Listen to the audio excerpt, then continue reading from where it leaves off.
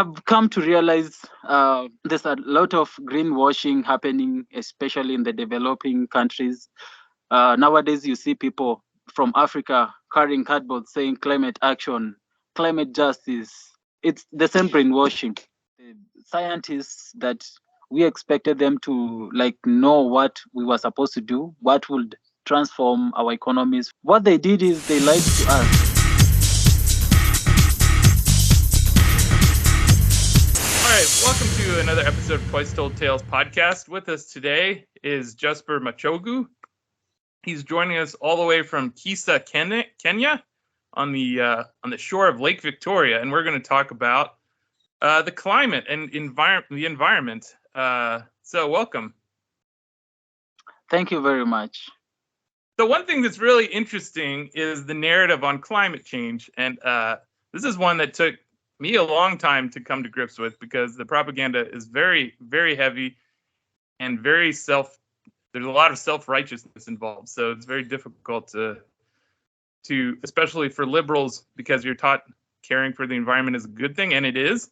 But most people just aren't aware of how like devious capitalism and their narratives can be, that they would take advantage of your goodwill on the environment, just like they take advantage of your goodwill on saving Syria by bombing it.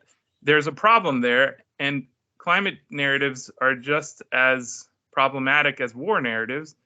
And in this case, a lot of the climate narratives are directed indirectly, but with the desired effect of maintaining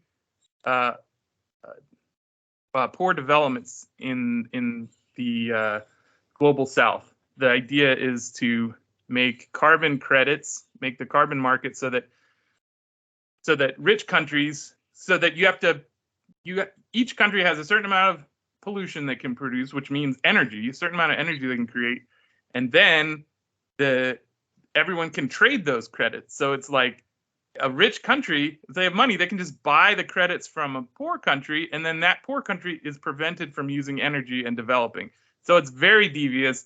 They sell it as a way of saving the earth, but it's just a way of promoting further colonization and destruction of people. And so what I was very happy to come to meet Jusper online, and he is an activist in Kenya that works with this issue. So why don't you tell us from your perspective, like how you came to understand this as a problem? Because the climate narrative has been so programmed into the world, especially with children.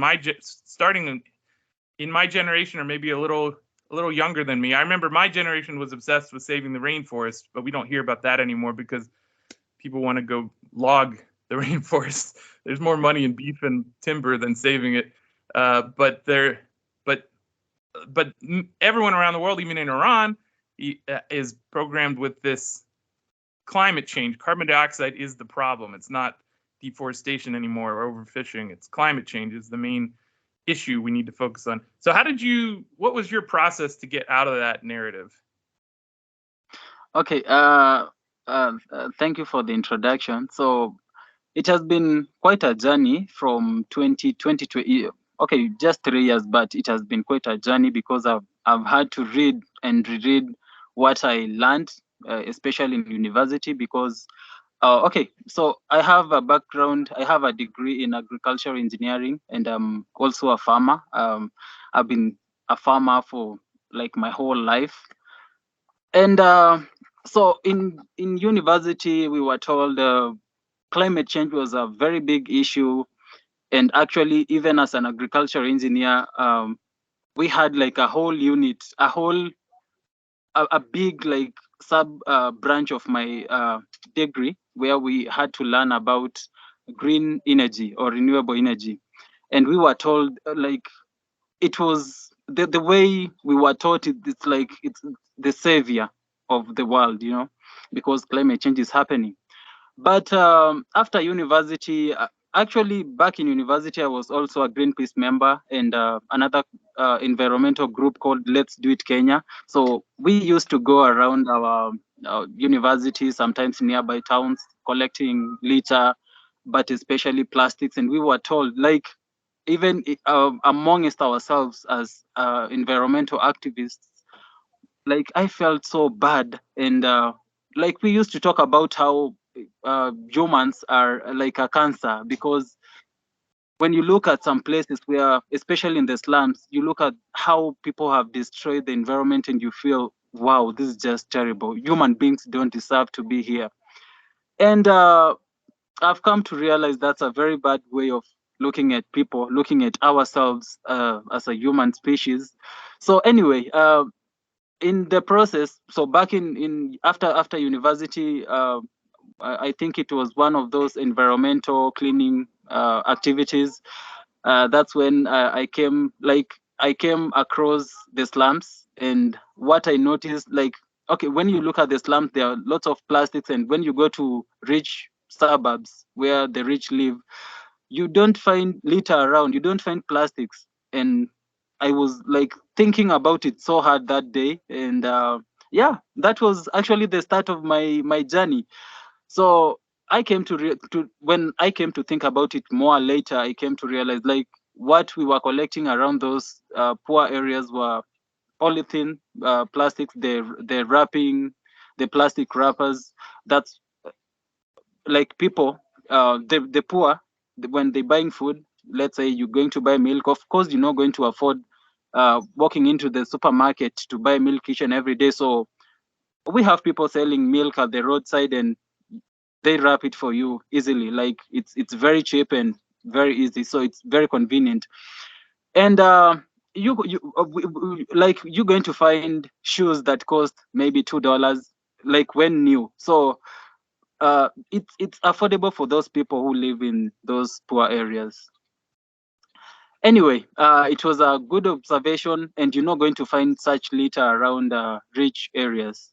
So I was like, okay, it's a great observation. But anyway, I need to like find a way to help this community. So anyway, I went on and I was checking out what Greenpeace was all about, because like I wanted to make a difference, be the change. So I found out that Greenpeace was formed by a guy, like a co-founder called Patrick Moore.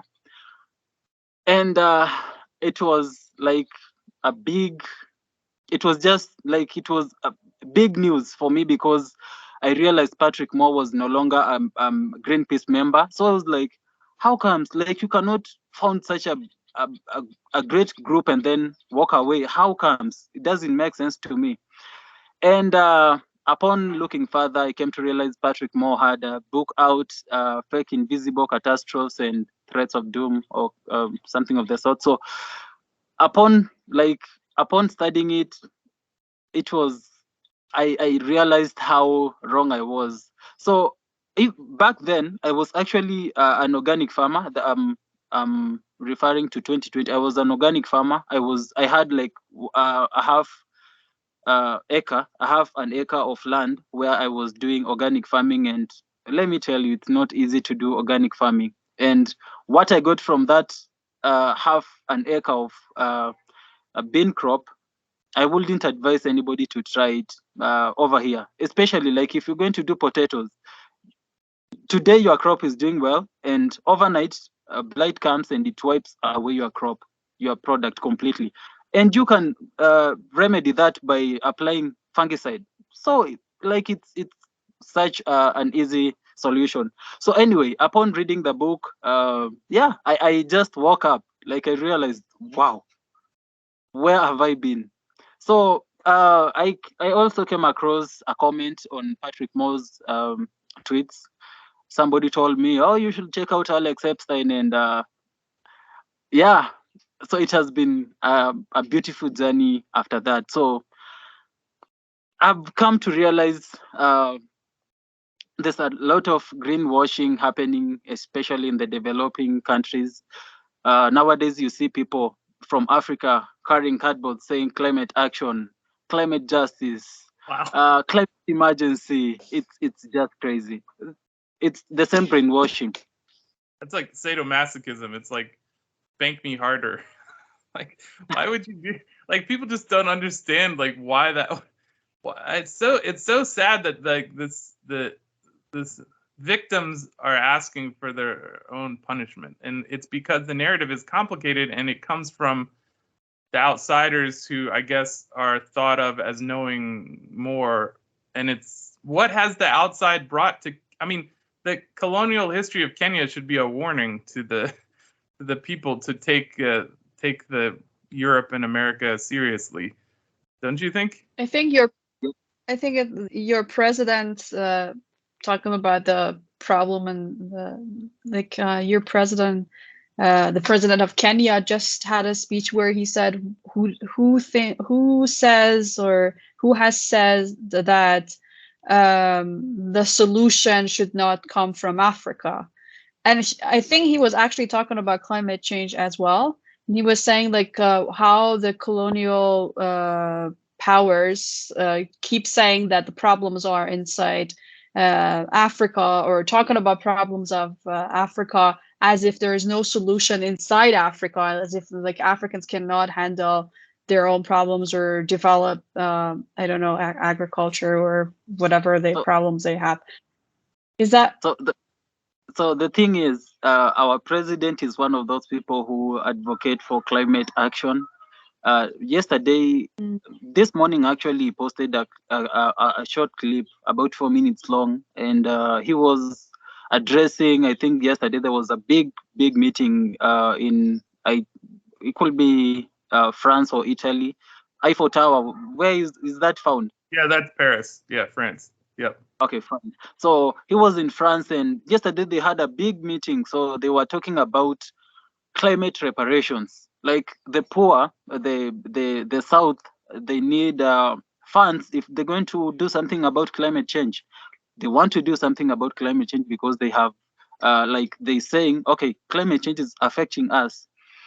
It's killing people. Actually, that's what our president said. Heat waves, wildfires, cyclones, something of the sort. So he says, he goes ahead to say it's killing a lot of people throughout the world, and we need, especially in Africa, we need to be funded so that we can do some actions, so that we can act on, let's say, especially like he talked about renewable energy, because we're getting about 90% of our electricity is renewable, geo and hydro and some wind. We actually have the largest wind plant in Africa. We boast about that, but have a look at our electricity prices. You're going to see a very big, like it's very clear. So 20 cents, that's in USD, 20 cents per kilowatt hour, compared to in the US about 14 cents, 12 cents in other states. Wow. In China, I have a friend in China. In China, they paying 8 cents per kilowatt hour. So there is, like, you cannot even imagine. China is getting most of its electricity from coal. Yeah. So imagine like we are a developing country. We are poor people, and we're paying the most expensive electricity prices. Like, it doesn't make sense. Yeah. Yep. So our president. Yeah, there's this very strange phenomenon where the like people living here don't understand the difference of what, like how difficult it is in a different economy. So that there's this idea where they would say, "Oh, you're just paying 6 cents more," but no, because you're like the ability to earn that money is much more difficult in Kenya. So it's actually like paying probably like 10 times more, I would guess, something like in the range of that. And I went to this development conference here in Atlanta once, and Atlanta is where Coca-Cola is based, and they were bragging about building a Coca-Cola bottling plant in Tanzania, and they were saying, "Oh, but we do good for the community because on the side of our plant we have a spigot that you can get the fresh filtered water from our plant, and that the ladies don't have to go collect water in the stream every day; they can come from us, and we sell it to them it's only 25 cents a gallon." And I was like, "What?" And I calculated how much it costs here. We pay 5 cents a gallon for our water that's delivered directly to our house through pipes. so we don't have to go fetch it. We just turn on the tap inside. And they were saying that ladies have to go collect it from the factory and pay 25 cents per gallon in a place where it's much more difficult to even earn 5 cents. So the idea is sometimes very, I don't know, it's very hard to translate that to people who are privileged. Like privilege tends to blind you to the struggles, and that happens here in the country too. So economically, people don't understand what it's like to be homeless or whatever. So I think that in climate change is going to be a difficult part of the narrative to fight, because they're going to say, oh, but we should build more wind farms in Kenya, and oh, you have all that sunshine because you're in the tropics. We need to cut down some forests and build some big old solar cells. Let's invest $500 million in renewable energy for Kenya. And they don't think, okay, well, what would that $500 million? You're importing this technology from abroad. You're building in a place where it doesn't really work because you're going to have algae growing on the solar cells because of the way the humidity is there. It's going to be terrible. If you took $500 million and you just bought coal, how much energy could you produce in Kenya with that, right?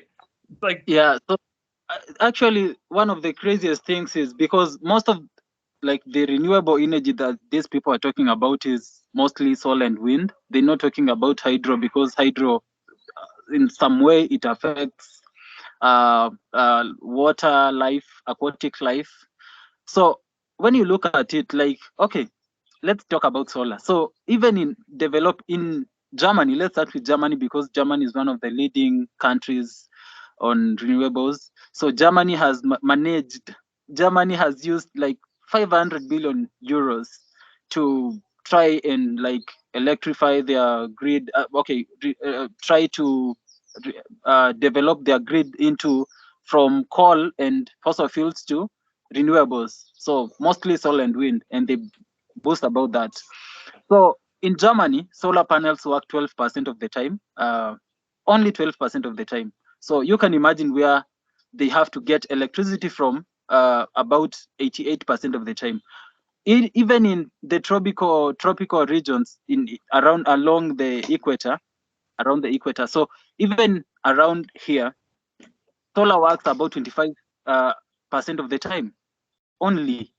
Even around here, that's where they say, oh, Africa, the sun is just overhead. No, 25% of the time. Actually, if you are here for the past from the third week of February, it has been raining a lot, and it's mostly cloudy. Maybe we have sun maybe 2-3 hours a day. Other days it's just raining throughout the day. So where will we be getting the energy from if like everything was electricity from solar? It doesn't make sense. Even wind works about 35% of the time. Offshore windmills, wind turbines work about 35% of the time, which is good, but wells are dying right now, and that's not a good thing. So these people, and electricity is not a problem around here. Okay, in Kenya is a very good example.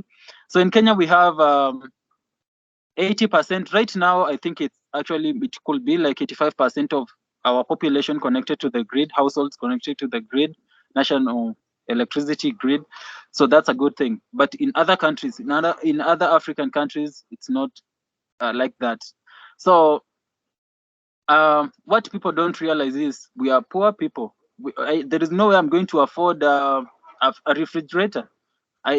Around in my village, I don't know anybody who has got a refrigerator, by the way. I don't know anyone with one.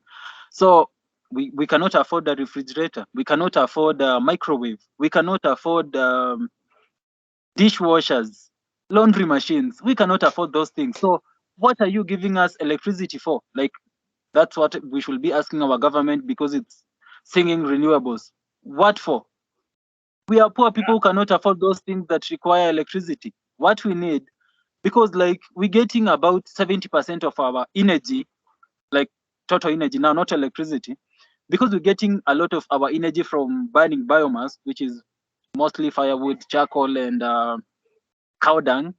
So because we're getting most of our energy from those biomass now, 80%, 70% in Kenya, and in sub-Saharan Africa, it's almost 90% in sub-Saharan. So it's crazy. Those figures are just crazy. So when somebody tells me electricity, no, electricity, we have electricity at home. But if you look at how much we consume per month, mostly 12 to 15 kilowatt hours, a family of 4 at the moment. Even when my siblings are at home, 6 people, we consume about 16 kilowatt hours a month. That's how much your refrigerator consumes in 2 weeks. Yeah. Your refrigerator. So, like, it doesn't make sense. It also depends on what you're using electricity for. Like if you're using it for a high, something that requires a lot of amps, a lot of, you're like cooking with electricity is way less efficient than just burning some biomass to cook with, because you have to take the electricity from the sun, then you have to condense it into enough amps to then heat a coil somewhere to like cook on, when you could have just taken some biomass and then directly converted it to heat under it. And it requires, especially from green sources, it's just absurd to use it for cooking. But it does make sense for very small amp things like charging phones, where if everyone in Kenya had a little solar panel on their roof, they could all have cell phone service all the time, because it would make sense. So there is something to be said for like individual solar panels, probably, and then people can maintain them, and that would be, if it were talking about just for communications. But like you're very right to say, like, what exactly are you expecting people to do with this power? And would you say most of the people in the area you live are trying to get electricity to charge their phone? Is that the main driver? Yeah, the main way like we use electricity is mostly lighting. So lighting, charging phones, and a few other things, maybe shaving your head, stuff like that. Nothing much. Yeah, so like in our home, the only way we use electricity is lighting, TV, charging our phones, only that.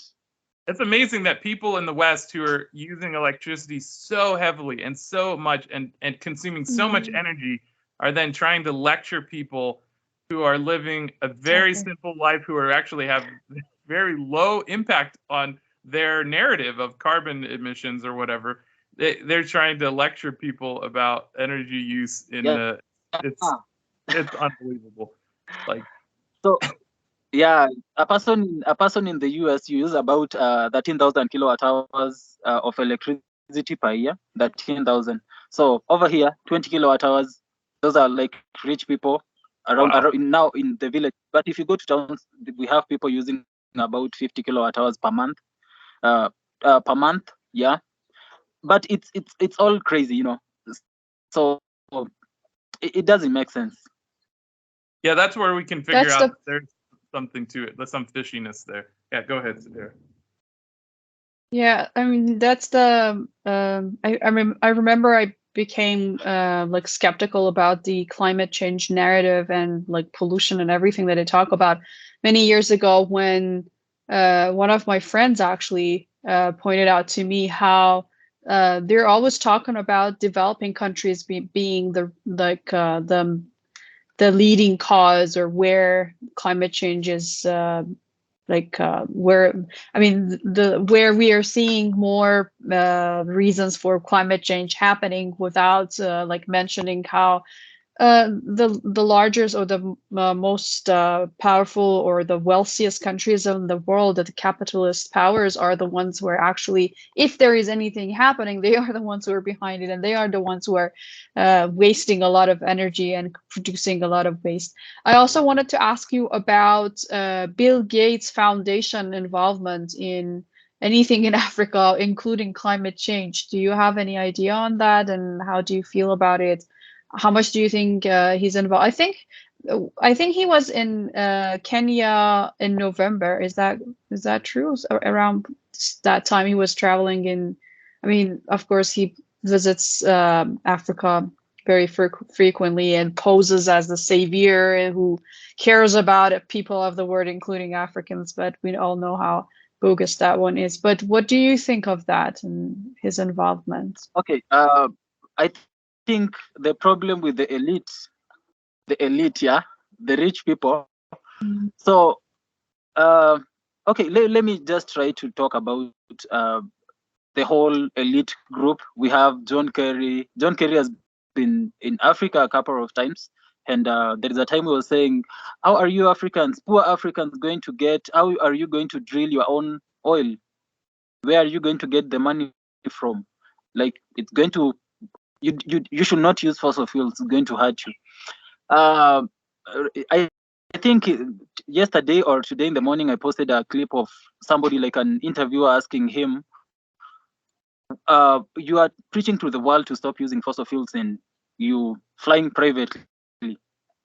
Does it make sense? And he's like, hey, I'm John Kerry. I'm saving the world. Oh my So God. that's Oh how my God. carbon Yeah. credits work, by the way. Like if you find 10 poor people in Africa and you like suppress, if you can stop them from accessing fossil fuels or using fossil fuels, you're reducing their carbon emissions, and now you can now use that. Like you're saying, okay, because I prevented these people from using fossil fuels, I have the right to use what I saved. Like I can use maybe a quarter or even more, because I want to save even more people and reduce more emissions by preaching to the poor world not to use fossil fuels. So that's what they're doing. And Kamala Harris, she was in Tanzania a few months ago. I can't remember when, but she was, I think, April. She was here. She has been to different countries in Africa because the West, the US especially, is scared because Russia is gaining a lot of ground. They're doing a lot of good in Africa, and people are just Mm. embracing them. And yeah, they don't feel secure. So anyway, she was here, and she was telling people you should not use fossil fuels and some other crazy stuff. 5G internet, like we need to set up a 5G internet in Tanzania of all the places. Like 5G, how it doesn't make sense. How many people can access a 5G gadget right now? Even in the developed countries, very few, maybe 60% in the US, 70%. But anyway, it's just crazy. Another person is Barack Obama. There is a time he was in South Africa, and he was like, if like we have a very powerful youthful generation of Africans coming up, and they're very educated, good stuff, saying the good stuff first. Then he was like, okay, now I'm trying to imagine if each and every one of these Africans, this youth is going to have a modern house and a car. That's going to boil. That's going to make the earth boil over. That's what he said. So Yeah. that's what these people do. Carbon credits, trying to make the poor poorer and never to develop, because the moment we have access to energy, the energy industry runs every other industry. The moment people have access to more energy, they're going to.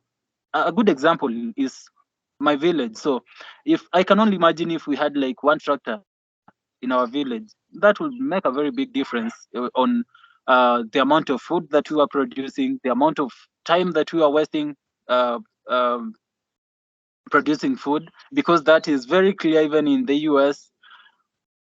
So back in the 1800s and 1900s, even in the US, we had about 80% of 83% of your population, Chris. So we had 83% of your population in farming, in agriculture. That's about the same figure in sub-Saharan Africa, 70, 80% around there. But today we only have only 2% of your population doing agriculture. Only 2% is feeding you. And actually, the US is one of the largest crop producers in the world, food producers in the world. Only 2% is it's making the big difference, because you guys have Yep. access to machinery, you have access to fertilizers, you have access to irrigation, and those three things, they make a very big difference, leave alone irrigation. So a good example is farm machinery. A combine harvester is going to substitute up to 1,000 people. Like, instead of you having 1,000 people working in the farm, those people could be working elsewhere doing service, mostly in the service industry. That's where most people in the US are in. So uh, so the combined harvest is going to replace 1,000 people, and it's going to do work efficiently, faster, cheaply, very cheaply. You cannot even compare. So I try to showcase some of these things. I try to give you on my Twitter. I try to show people what it is like to farm without machines. So anyway, a person in the US, a farmer in the US back in 1900, 1920s, they spend only 10 minutes to produce 1 kilogram of wheat. 10 minutes. Today, it's only 2 seconds to produce the 1 kilogram of wheat. 2 seconds only. That's the only like the only time that you're going to work in your farm to produce 1 kilogram of wheat. Wow. So farm machines did that. Farm machines, not they like transformed agriculture. Another thing is fertilizers. Fertilizers back in the 1800s, 1 hectare of land was producing 1 hectare of corn land was producing 2 tons of crop yield. 2 tons. Today in the US, it's up to 11 tons. 11 tons. That's the average number. And in places like Kenya, we're producing 2 tons per hectare of corn. So we have very many years behind you, and it's crazy. Like the only thing that's going to change how mostly our farming, because most of our population are in agriculture. The only way we're going to change that, the only way we're going to enrich these people, make these people rich and um, not hungry, because those are the two top problems that we're facing in Africa, is by access to energy and not electricity. Because even right now, we cannot power farm machines. We cannot power a tractor using electricity. Those people you see on Twitter saying, but we can. No, we cannot. So we need access to fossil fuels. That's Because the real energy, tractor, versatile energy. yeah, because a tractor requires a lot of amps, like I was talking about before. It's like anything that requires a ton of energy, even like you can't, because you need so many batteries and the batteries would overheat. It's just impossible to to do heavy machinery work without fossil fuels. Yeah. Or that, like batteries cannot replace what diesel does. At 300 watt hours per kilo, uh, 300 watt hours, uh, you cannot compare it to 13,000 watt hours per kilo for diesel. You cannot compare. Even hydrogen is 3,000. So even hydrogen is not going to replace what fossil fuels do, what diesel does easily. It's not going to do that. Well, I think what you've been describing just there is like it's one of the aspects of capitalism that isn't apparent unless you examine it. Like Karl Marx in his critique of capitalism, he explains this really well. And once you understand this, it becomes clear what happens is that when capital accumulates at the top, it benefits from having a huge disparity among the working class and among the rich. So they try and create this disparity. A good example of that is in the U.S. Because the U.S. currently, and maybe not currently, but for a while, it had the reserve currency of the world. It can just basically print money without any. It can create as much money as it wants without any problem. With at least that's what they think. So they just print money. So in other words, they could print enough money to help all the poor people in America, because we have a lot of poor people. We have a lot of homeless people. Like that's something that in Africa, I know it's difficult to perceive, especially if depending on how. We have a lot of poor people. Like there's tens of thousands of people in my city that sleep on the street every night, and those people could be helped overnight. They could build houses for those people, and it wouldn't affect the economy at all. And instead, they use that same very option to create wars. Like they just gave $6 billion this week to Ukraine. They give billions. They've given hundreds of billions of dollars to go produce weapons that Russia is going to blow up, and then all these Ukrainian and Russian people are going to die. And they do that because that's a continuing crisis that they can make money off of, and there's no effect on that disparity. If they help the homeless, they're reducing poverty in America, and they're creating that disparity will reduce, and that threatens the accumulation of capital at the top. And it happens on a global scale as well. And one of the things that they do in the climate narrative is feeding off of that need for capital accumulation and to create a disparity, because that disparity worked really well during the colonial era, where you could just literally go in and, physically repress people because they had a different skin color or you didn't like them or whatever. You could have this disparity. You could go in there, and they did that throughout Africa and throughout what's still the developing world because of that effect. So climate change comes on as a way of doing it in a civilized way, where the liberals in the West can think they're doing a good thing by continuing to, they just can't develop as much because they're poor and they wanted to sell their carbon credits to us. So, it's a way of forcing this repression to continue. And one way they're doing it now is like openly. The U.S. aid is going to Africa, and they're like funding governments there, funding leaders, so-called leaders who are then using that money to prevent development in their countries. Have you seen that in East Africa? Yeah. So we had recently, I think maybe this month or last month, there were leaders from the European Commission, I think Germany. So there was this guy from Germany, and he met with our leaders, and they decided they were going to invest in a hydrogen plant.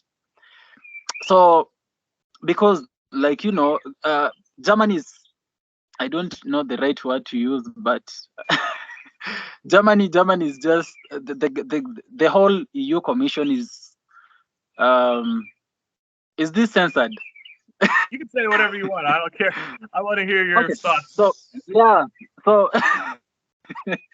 okay. So anyway, Germany is just screwed by the EU Commission and their leaders, of course. So what Germany is doing right now, they out here trying to find ways to fund their not fund ways. Okay, they are trying to find ways to supply their people with energy, and one of the easiest ways will be to get coal from places like South Africa. That's how they have been doing it for some time. So they import coal from South Africa and other countries, and they're burning a lot of coal. They actually have their own coal, and but they cannot burn that because somehow that coal is dangerous to their climate. It's going to cause warming. Anyway, now the Germans are out here. They went to Zambia. No, they went to Namibia and then to Kenya. They had like a pact or an agreement with our government. We're going to set up. They're going to help us set up hydrogen plants, so that, of course, we're not going to use the hydrogen. They need the hydrogen in their place. So they're going to fund a few maybe a few plants in Namibia and Kenya, and then they can take the hydrogen to their place because they really need it, especially during winter. So I'm seeing some of that, but now the biggest, I think the biggest challenge we have is recently the IMF and World Bank was cheering our government something stupid. Okay, that's a very heavy word, but they did something stupid. So what our government has done, it's going to remove subsidies from the coming month. It's going to remove fuel and fertilizer subsidies, and you can imagine what that is going to do to our community. So to our country. So IMF and World Bank, they cheered our government, and they said, okay, because you have done that, now we can give you a loan so that you use that loan to develop your country. But if you look at it, like, there is no way we're going to, okay, as I said earlier, the energy industry powers every other industry. Now imagine, like, our fuel is going to be very expensive for most people to afford.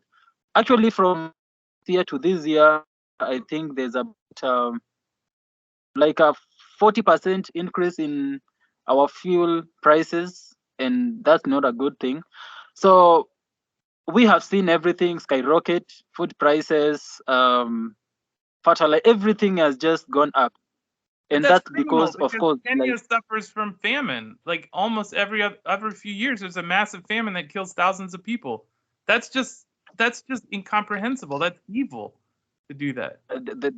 they don't care. If our government can have a, but I think our government is not so much to blame. We have these big organizations that somebody was saying, even Joe Biden doesn't make rules. Like he's told do this and do that, and that's just how the world runs. Yeah. Wow. But it's I mean, they crazy. didn't look at Sri Lanka.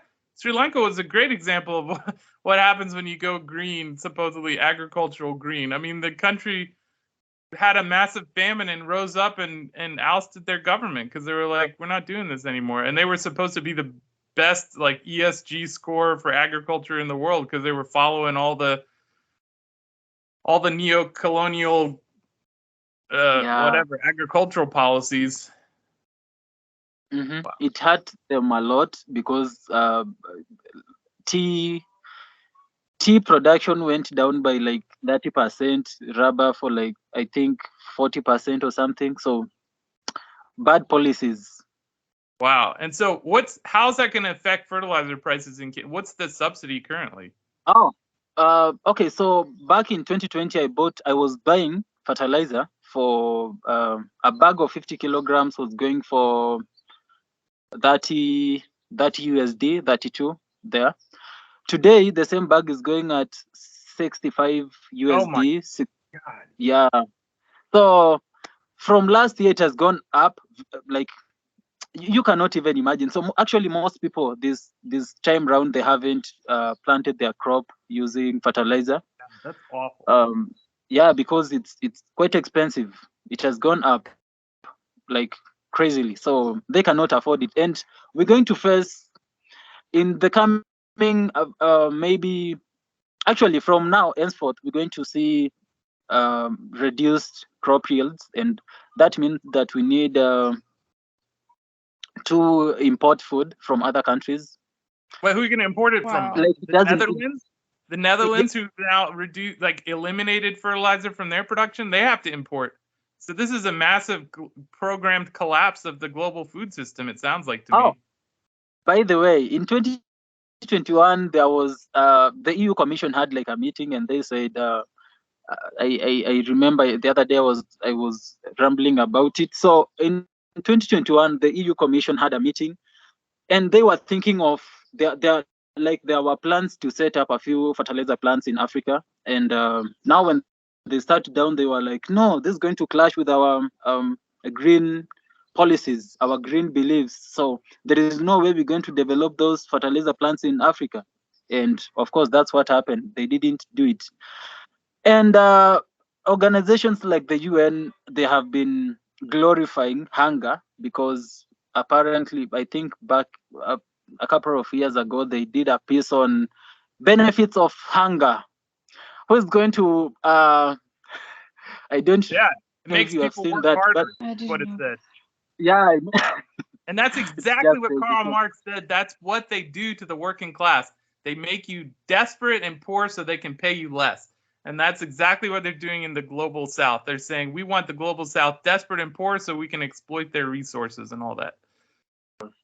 yeah, and one of like a great argument is in we have uh, okay, so you know of how essential a macronutrient phosphate is, so phosphorus. And we have Africa's got in Morocco we have 70% of the world phosphate rock.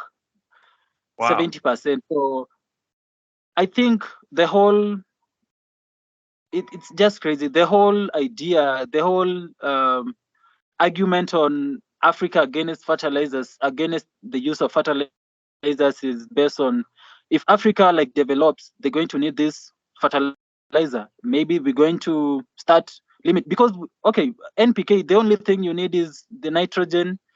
We can get that from natural gas. We have plenty of natural gas in Africa for us.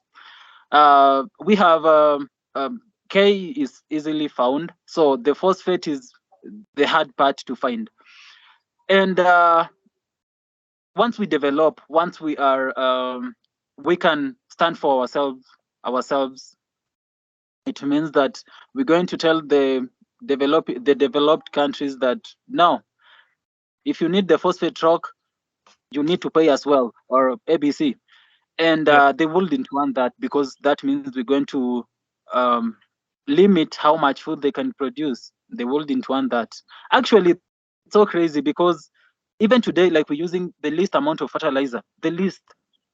So in for example, in Kenya, we use about 20 to 40 kilograms of fertilizer per hectare. 20 to 40. In other countries, like if you go to Angola, it's 20. If you go to Ethiopia, about 16 to 20. So if you go to Uganda, about the same thing, 20 kilograms per hectare. If you go to the US, 120. If you go to Yep. Europe, most countries, 150. If you go to India, 250. If you go to China, 350 kilograms per hectare. Of course, China overdoes it, but Yeah, you get the gist. So we Well, really need to improve on fertilizers, and yeah, to I in mean, if some way. fertilizer was cheap in East Africa, they would be the breadbasket of the world. I mean, and that's the sick thing, is that there are all these international farming corporations going in there and buying land, and they want to farm, they want to import their fertilizer, import their tractors, like build big fences around the land, grow food on it, and then ship it to Europe. That's their whole goal. So they don't want to develop it for the people there. They want to develop these industrial scale agriculture to ship to Europe. That have you heard anything about that? Yeah, we have a few companies, we have a few people. Okay, like we have people or farms from India. They come to Kenya. They usually they set up greenhouses, and they do horticultural farming. They import the crop, whatever they get, the flowers usually, because I've worked in such a Oh, farm. cut flowers. I Yeah, know. that's a big Yeah, industry in Kenya. Yeah. yeah, it's a big industry. Actually, about, okay, around 3% of our land is under irrigation, and most of that, actually, I'd say like 99% of that is horticultural farming. And the horticultural farming is usually vegetable. Actually, most of the land under irrigation goes to produces food for exports to Europe mostly, and flowers. So what some of those farms do is, it's just crazy. And our government subsidizes crops like fertilizer for crops like tea, but not maize, because like it doesn't make sense to me. Cash What? crops versus food, what Not we the eat. food people eat, just the tea they Yeah. drink. Oh my. That is so programmed to destroy people. That's amazing. Are there other countries in East Africa? Is this everywhere in Africa that the Western capital has forced people into famine So like uh, this? you can bet, like, if whatever Kenya is doing, other countries are doing it. Actually, Kenya is developing faster than most countries in Africa, than maybe the rest of, maybe other than two countries or three countries. Kenya is like developing faster than every other country, other than two or three. So uh, whatever Kenya is doing, it's doing so much good than bad. But when you look at it, it's we will be very far. Like, imagine China didn't care what people are saying. From 1970 to 2015, they managed to reduce about 94% of their extreme poverty cases.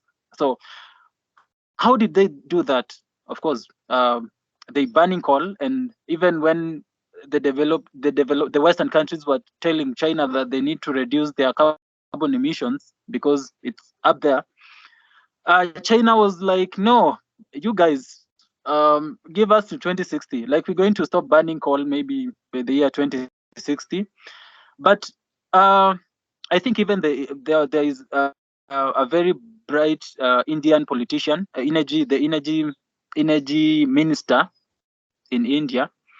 He's a very nice guy. He was like, okay, you guys are telling us to stop using fossil fuels. How are we going to get our in? Where are we going to get our to get our energy from. We're not going to do that. And some of these people, like they just say it bluntly, we're not going to stop using fossil fuels. We're going to use fossil fuels to better our communities, to enrich our people. They say it straight away. But our African leaders, they hide a lot. And it's just crazy. The West, they tell us to stop using fossil fuels. But if you look at it, a country like the US uses 330 million people, or 336. So 300 million people, they consume 20 million barrels of oil per day. Come to Africa. 1.4 billion people, they consume 3.9 million barrels of oil per day. 3.9, like you cannot even. It's just crazy. So yeah, it doesn't make sense. So let's bring Satara into this conversation because she's been sitting quietly there. So she's in Iran, and I have no idea what Iran-Kenya relationship is like, but I would like to think that they're starting to see that maybe they have a common enemy. Have you heard of any relations coming between Iran and Kenya? Are you asking me? Either one of you. Yeah. Yeah. So, Jusper, have you heard of anything about Iran? Like, do people think Iran is fighting a good fight against the imperialists, or do they think Iran is like mostly religious fanatics, or what's the population's view in the media? What does the media program the population to think about Iran?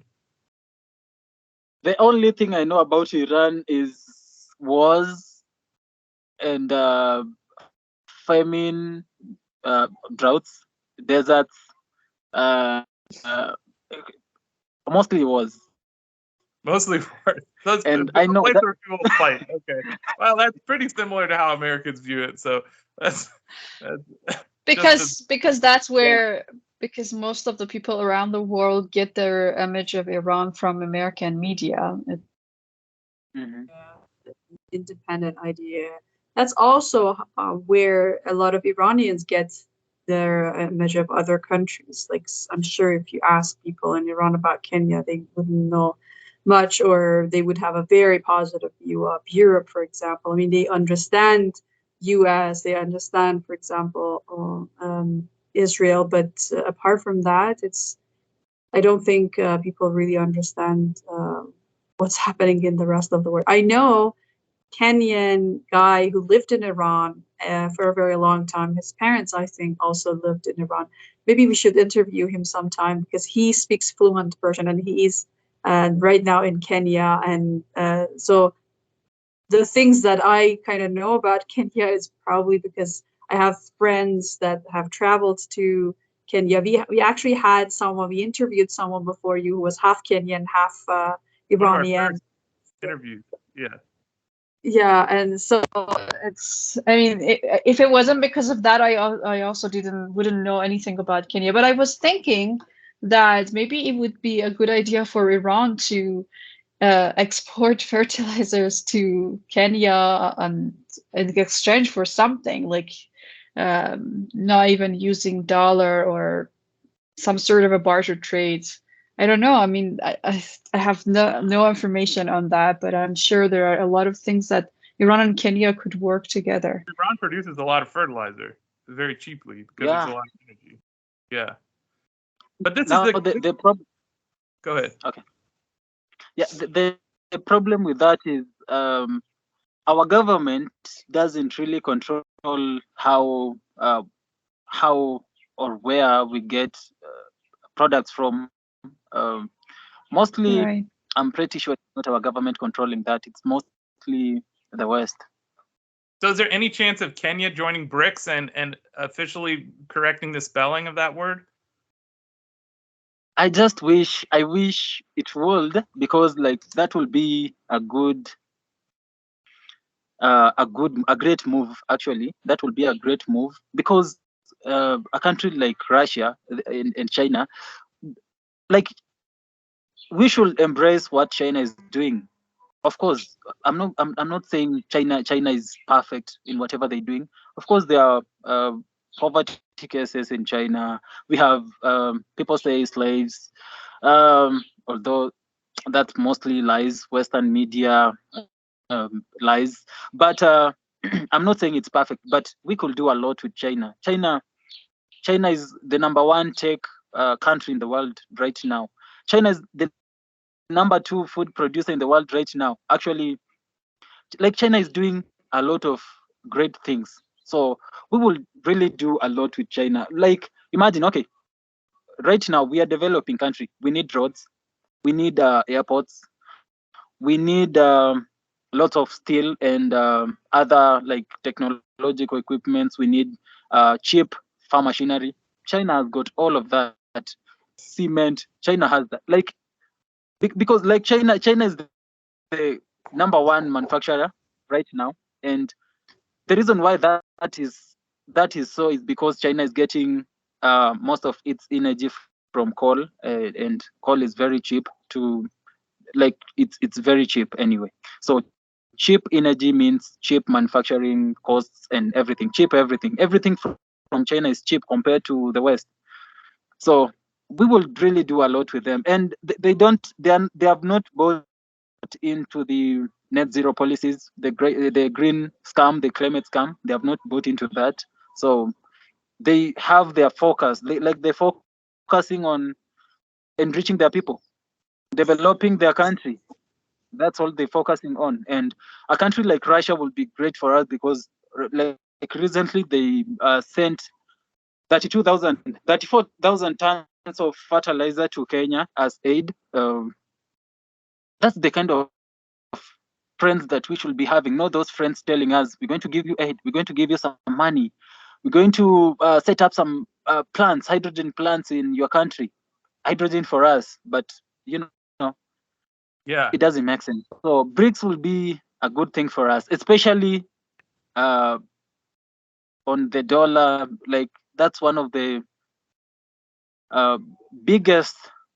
Um, I don't know the right term I would use, but the right term I would use. But the US, it controls every other world, every other country because they have the dollar, and they like made sure every other country is using their dollar. Like when we look at our currency, we look at it against the dollar, not the yuan. So it's how they control us. The moment we move outside, like we can do trade minus the dollar, it's going to make a big difference in our economies. But it's much So harder that's to That would come be my great. out of that if you're all hungry. That's the problem. That's what they're going for. So go ahead, Satara. Sorry.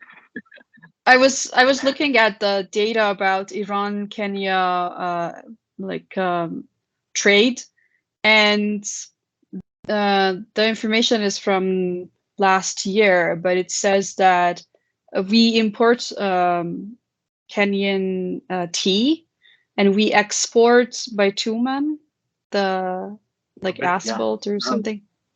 Mm.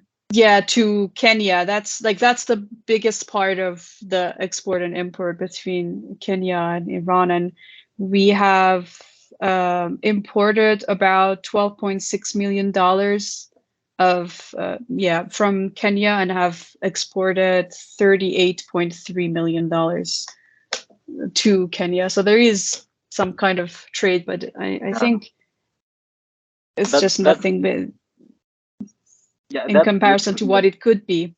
Yeah. Mhm.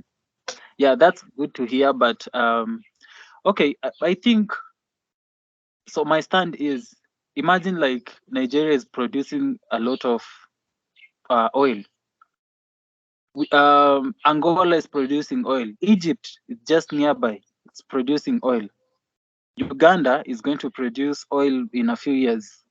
Kenya actually produces oil, a few thousand, like 50, 60,000 barrels of oil per day. Although, nobody hears about that. Nobody mentions that. It's like a taboo to talk about it because, like, I haven't seen any information about it apart from maybe one report in maybe 2 months. They said we were producing oil and we got a given amount of money from selling our oil. Anyway, imagine like we exporting oil all the way, we importing oil all the way from the Middle East. Like it doesn't make sense when we have oil just nearby. When we have oil in nearby countries, we have oil in Sudan, but like it doesn't make sense to me. Okay, a good example is Morocco. Morocco is supplying about 90% of Nigeria fertilizer. How does it do that? Like, why should we get fertilizer all the way from the Middle East when we have fertilizer in Morocco? Why should we import oil from Nigeria, from the Middle East when we have oil in Nigeria or Angola or Egypt? Like, it doesn't make sense. But it's good to have trade friends. Like, we produce a lot of tea, and if you need tea, we can give you tea. Yeah. What about coffee? Does Kenya also produce a lot of coffee? Yeah, we produce coffee, but not that much, because I think in 1980s, 70s, we were producing coffee before a lot of coffee before 1990s and 2000. But after that, the government that took over, they tried. They killed the coffee industry and pyrethrum industry. We were actually one of the largest pyrethrum pyrethrin. So there is, after extracting, there is an oil extracted from the pyrethrum, which is a very good insecticide called pyrethrin. So we were the number one exporter of pyrethrin throughout the world, but that government killed it. But right now, the government is trying to wake that up, because the coffee industry has got a lot of potential. Yeah, but like in a few years, you're going to see a lot of Kenyan coffee around throughout the world. That's happening. Coffee grow in a similar environment. That's what you were saying, right? Yeah. Competing crop. Coffee and tea, they do very well around the tropics. They do very well. Because Iran produces tea. We have a lot of tea farms in the north, but we don't produce coffee, and so that's why I think one of the things that Iran should be considering. What produces coffee has to have like highland tropical forests, basically. Like, you have to have a high altitude. That's where it really works well. At least that's how I understand it. Like, because I mean imports, not produce. Imports a lot of coffee from Kenya. Yes, I mean to say that. Kenyan tea is pretty good, though. I gotta say, Kadepa has a really good. I drink Kenyan tea in here. We get. I'm sure it is. That's why Iran is producing like about 80% or what percent of the imports from Kenya. 99% of the things that we import from Kenya is Kenyan tea, but we don't have I mean, we are already importing, but we're not importing much Kenyan coffee, and I think that would be a very good idea. I mean, I'm a fan of coffee, so. Yes. Yeah, I actually just remember there is a friend of mine.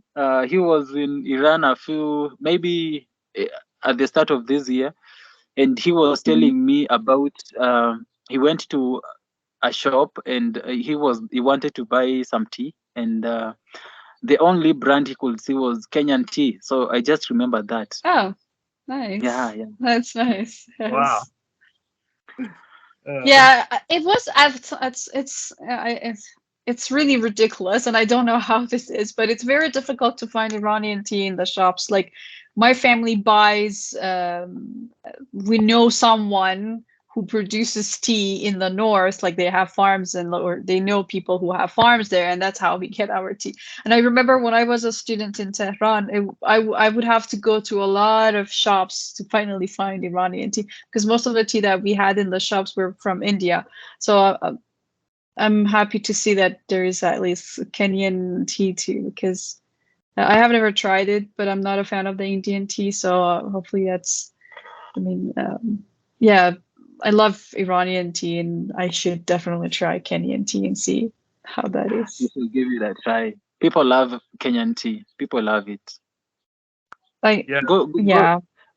I've talked to a few people in the UK, and the moment they hear a person is from Kenya, they think, "Oh, perfect tea." Yeah. Oh, that's nice. Yeah, that's good.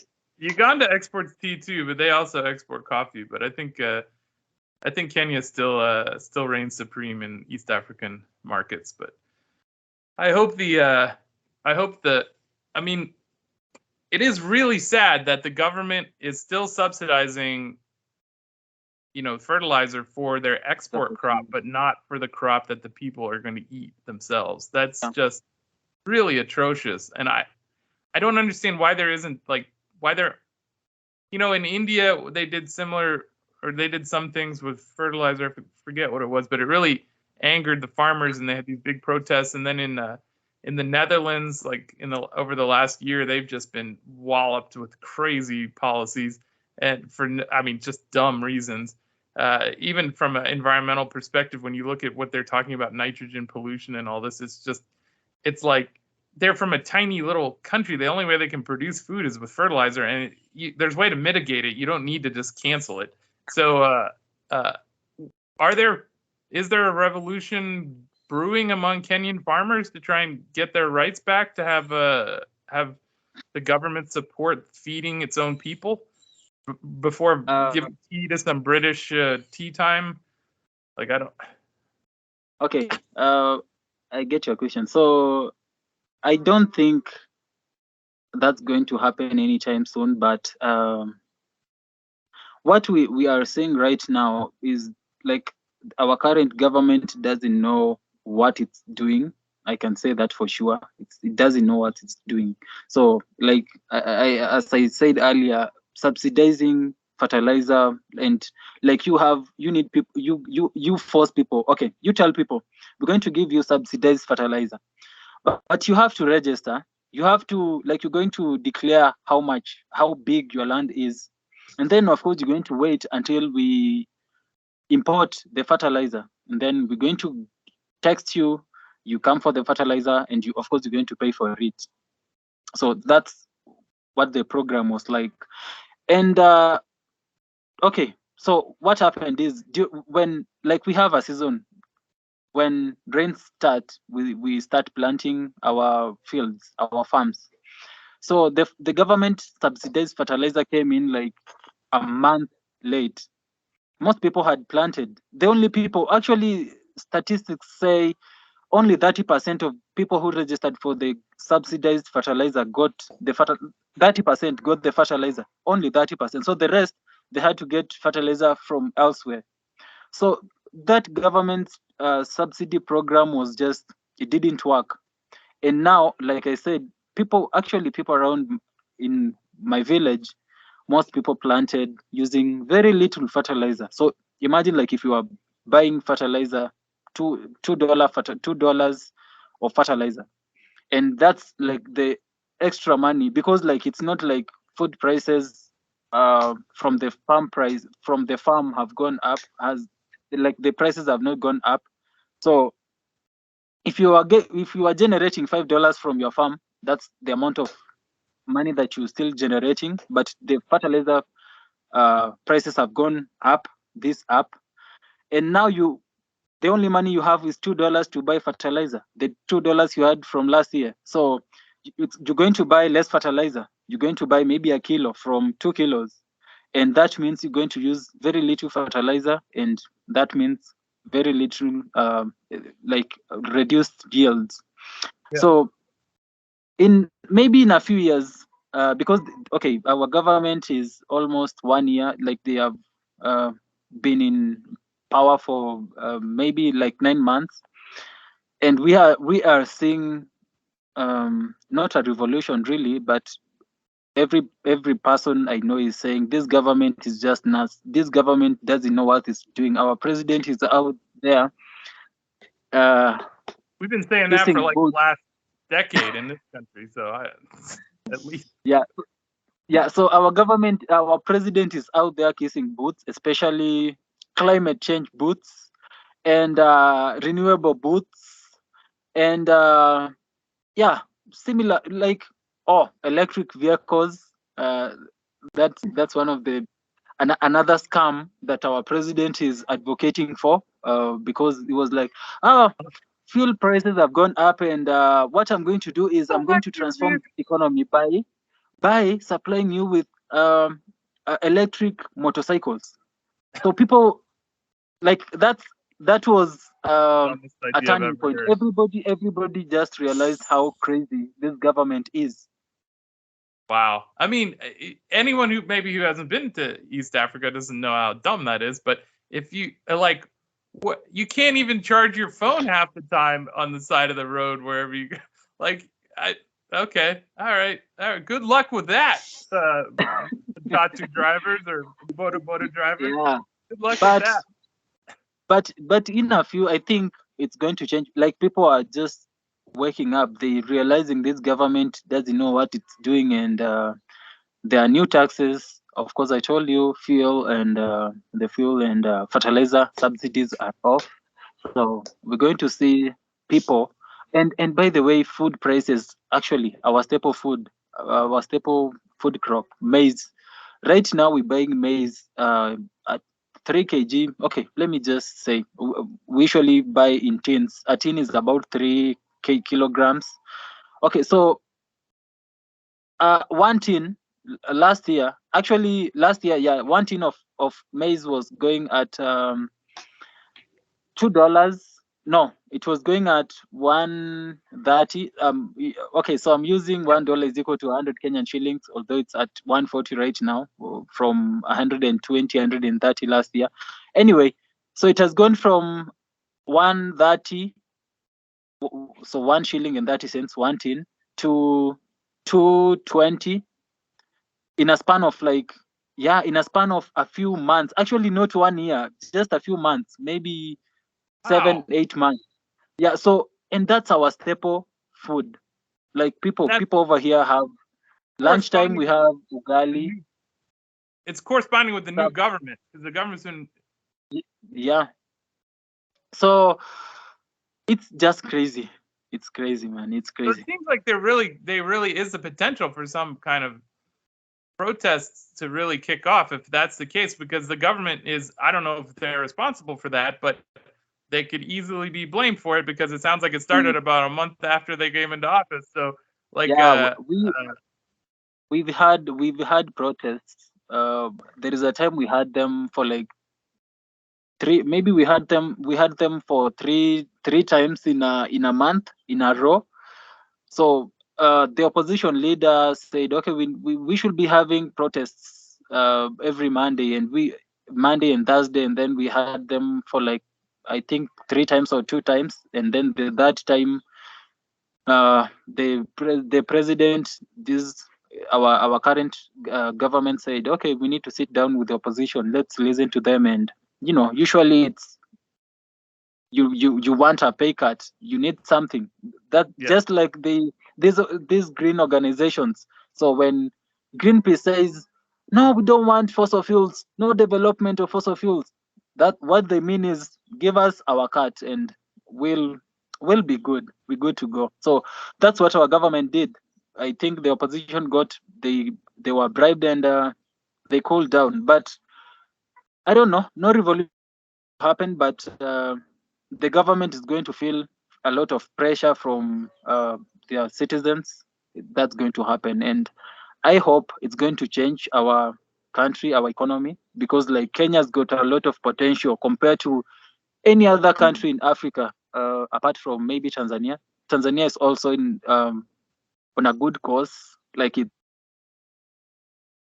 Kenya has got a lot of potential. Well, it sounds like you've really laid out, like, I don't know if intentionally, but definitely how I view everything you've said today is that Kenya is looking at a famine, like, because currently the food prices in less than a year have more than doubled, and then you're also faced with future massive reduction in agricultural capacity when it comes to food crops, not when it comes to export crops. So that even makes it more painful to the population when they see that their tea plantations are doing better than ever, but the food that they need to put in their stomach isn't available. So it sounds like there's definitely political instability ahead for Kenya based on very poor policies that have been pushed by the West to exacerbate, like, this, like, to continue kind of a Western hegemonic policies. So that is very disturbing. But is there anything else you'd like to tell the world before we wrap up? I think I've said quite enough, but to wrap up, I'd say, okay, what the developing world really needs is a way to beat poverty and hunger, and that's not going to happen through renewables. Solar and wind aren't going to power our tractors. They're not going to make a big difference in our agriculture because fertilizer doesn't come from those renewables. Powering farm tractors, not renewables, not electricity. Irrigation, I don't think solar and wind could do it because unreliable, intermittent, dilute, parasitic. They actually depend on getting their energy from fossil fuels, and even like manufacturing, transportation, installation, even running itself, they need a separate, like they need a backup, and mostly fossil fuels are the best option. So some people say nuclear, but nuclear is very expensive even for developing countries, developed countries. Even in the US, it's very expensive. Now, what my thinking is, like, I don't want our poor countries to have to seek for loans to develop, and like that's going to if you have heard of debt traps. So no, that wouldn't be a good economic move for us because it's not good at all. So what we need is access to energy, lots of energy. We need to substitute burning biomass by burning clean fuels like LPG, LNG. That's what we need. We need fossil fuels to power our tractors. We need fossil fuels to produce steel so that we can build more structures. We can build roads. We need cement, and cement comes from fossil fuels. What we need is fossil fuels. We don't need renewables. So, yeah. What about all that's the carbon dioxide that will go into the environment? What, won't it kill us all? Everyone in the world? So far, like if you look at it so far, what has been happening is from 205. An example, in the US from 2005, the US has been cooling, not warming. Where's the extra carbon going to? Throughout the world, globally from 2015, the world has been cooling. Yeah, well, there's a lot of evidence that and there's also solar cycles Yeah. which influence that. So And- we're not going to say that's the result of carbon dioxide, but the thing is, like, we didn't stop burning fossil fuels. That's No, what, like, no, the that's IPCC, the COP meetings, they have been saying, if you don't stop burning fossil fuels, the worst is going to happen to you. But look at us right now. Like, this is the healthiest, the longest human is living, actually. We have a very high life expectancy from 30 years to 35 years in 1800. Right now, we Yeah. are at 70 something, 72 years, I think. Yeah, Tony something Heller like has some great news articles of that. If anyone wants to look up Tony Heller's website, he collects all these old newspaper headlines about, and like death statistics on like how people have lived longer because of cheap energy. And I think one of the things we like about carbon dioxide that people need to understand if they've stuck with us in this whole conversation is that it is a total paper tiger. And the only reason that science is because people are paying for research on it. So the research is biased. I mean, I know researchers who have told me directly that the only reason they focus on climate change and relating to like carbon sequestration and forest materials is because they get paid.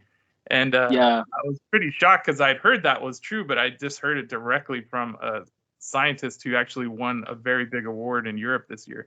And she told me that directly, that's why she's not really even interested in it. She just does it because of the money. And now she's got a huge award, like a multi-million euro award because of it. So anyway, that's very interesting that the science can be shifted. But what's even more people don't even get is that carbon dioxide isn't very dangerous. Like it's very good for growing plants. It's actually like the air version of fertilizer for a plant. And for example, I have fish aquariums and I grow green plants in the aquarium. And if I wanted to grow them faster, in fact, I have to ask people before I buy a plant for my aquarium. I have to say, are you growing this with carbon dioxide? Because if they are, and I bring it into my aquarium that doesn't have bubbled, you get a pressured cylinder of carbon dioxide and you bubble it constantly in the water to increase carbon dioxide in the water.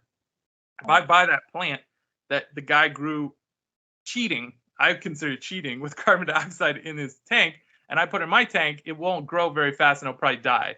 And so you can cheat by giving more carbon dioxide to your aquarium to make the plants grow faster. And people who have commercial greenhouses, they put more carbon dioxide in the air in the greenhouse to make the plants grow faster. And not only that, it was NASA or one of the federal agencies here, just like this month, produced a report that said global biomass is increasing because of carbon dioxide levels. That's our own government. Nobody talks about it because it's like a really, really haram subject. It's really, again, like you should not talk about this because it totally undermines the entire narrative. But some very gutsy scientists in NASA decided to study global greening and how it relates to increasing CO2, and they say it improves it. And then if you look at the scientific record, like geology, back in the Carboniferous period or the Jurassic period, there was way more plants on Earth, and it corresponds to thousands of times greater CO2 levels in the environment. So we can just produce way more food, way more meat, way more corn, all that stuff with higher CO2 levels. There is some of the theory is that it may increase the temperature a little bit, which might flood some areas.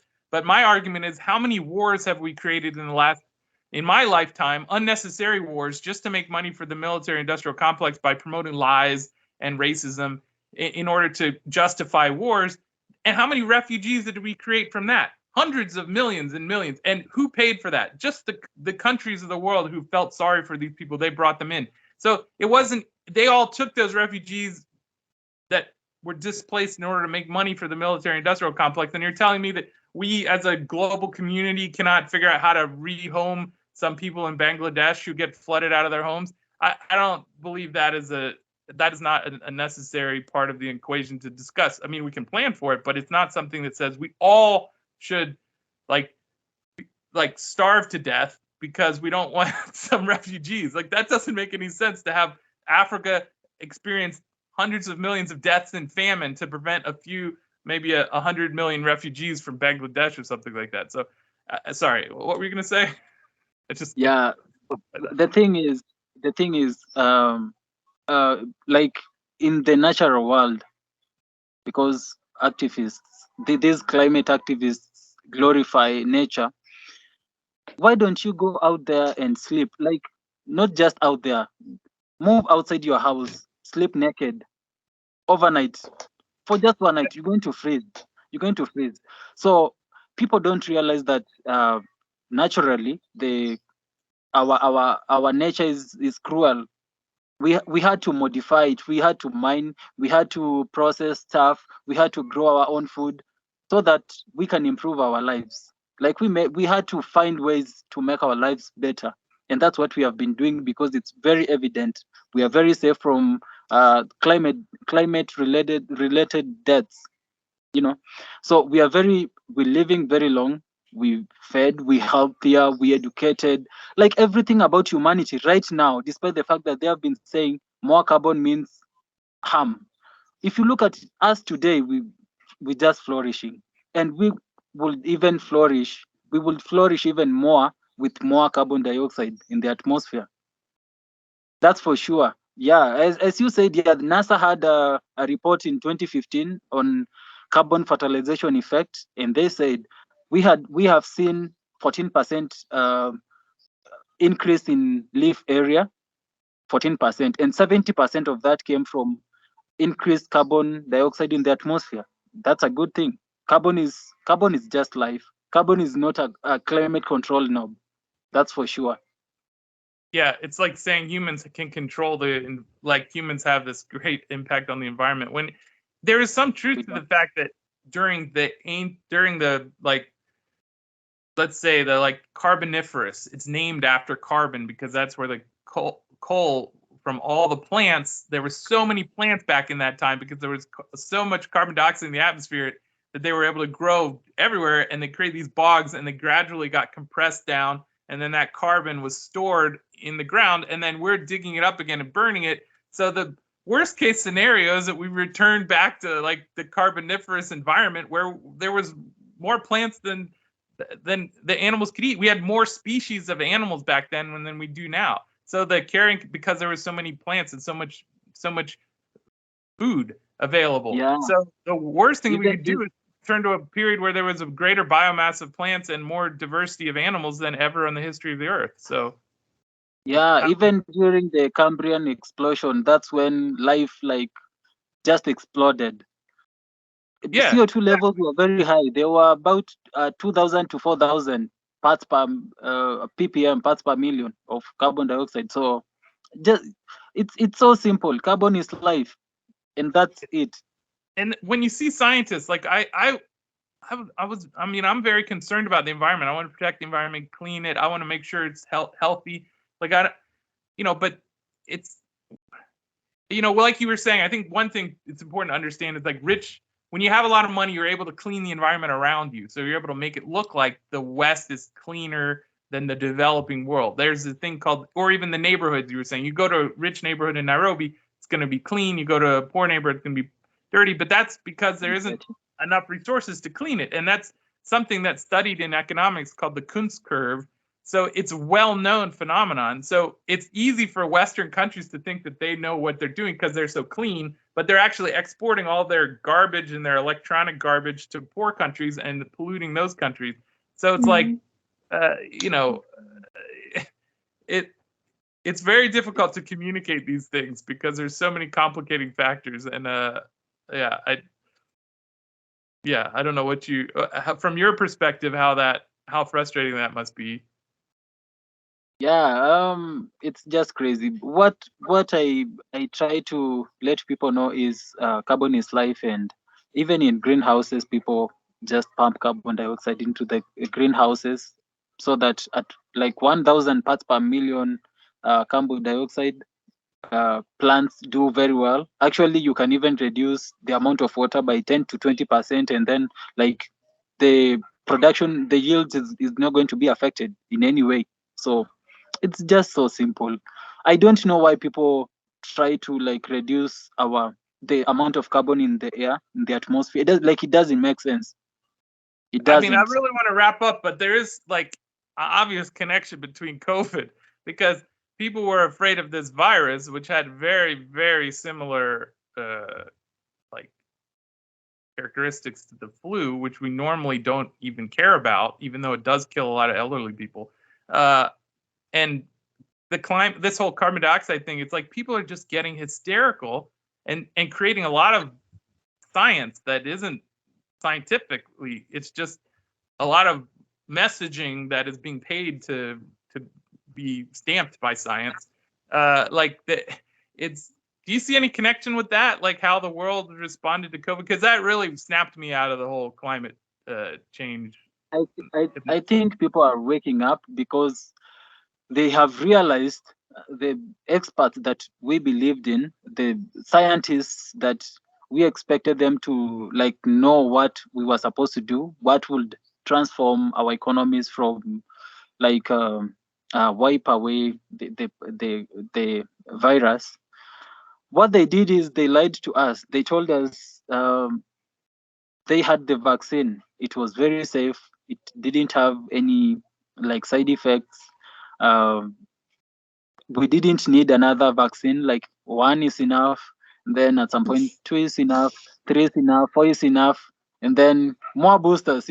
Every year. And yeah, and right now we have come even to realize that, like, I have a friend in Belgium. She was telling me the government scraped off the like vaccine mandates. Like you had to be vaccinated for you to do ABC. So they have removed them, and you wonder why.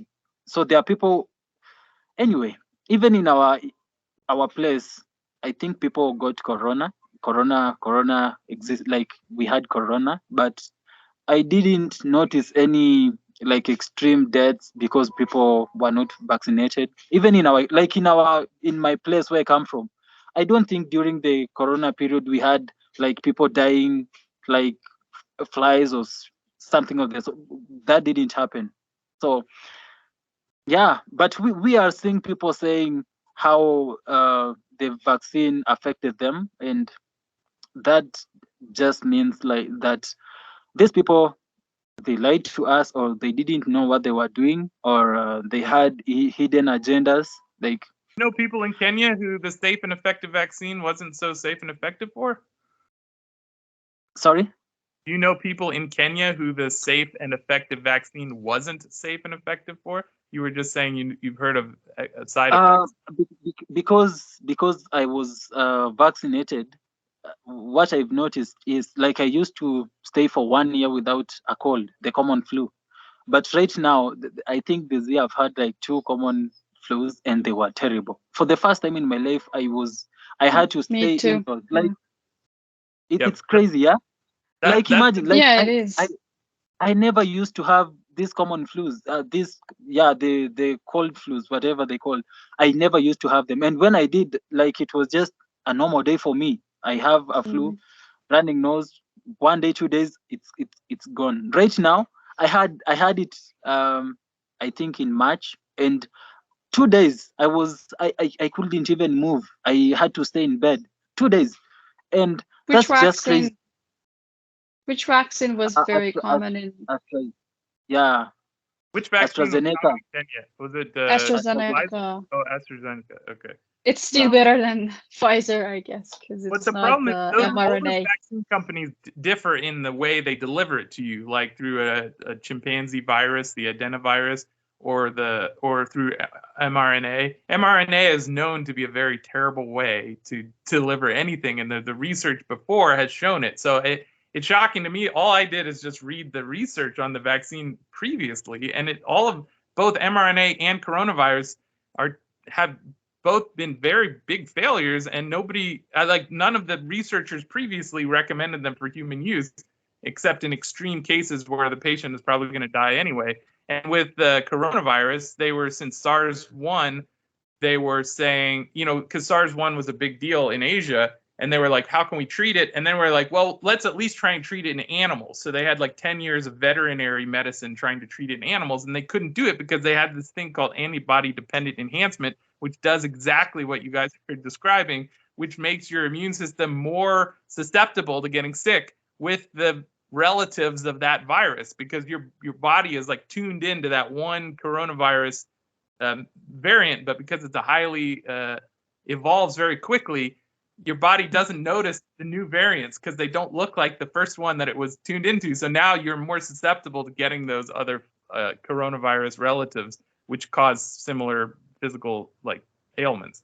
So it's just amazing because anyone could have predicted that outcome, and they just hyped this thing up. So it makes you think that either they just don't care, they wanted to make money quickly, or they truly just want to hurt people. So, and what you described about the agenda in terms of fertilizer makes me think they actually just want to hurt people. So I hope we can figure out a way to not believe them anymore. That's all. Yeah, I think the whole every move is just targeted towards depopulating our earth, because even in the EU right now, people are talking about, like, imagine experts sit down and they are discussing degrowth of all the problems that the world is currently facing. So it's just clear: population degrowth, Malthusians. Yeah, and as we know, Malthusianism is a total fraud, and it's just it's a way of hating people. Like you started off describing how it's basically just this hatred of fellow people, and they usually looks like Jusper has frozen, but we've reached basically a conclusion there, on the positive note of Malthusianism and degrowth, which we can pick up again in another episode with him. I very much hope that he will join us in the future to carry on this conversation. And thanks for joining us on this another episode of Twice Told Tales podcast. check out the links in the description, and we'll see you again soon.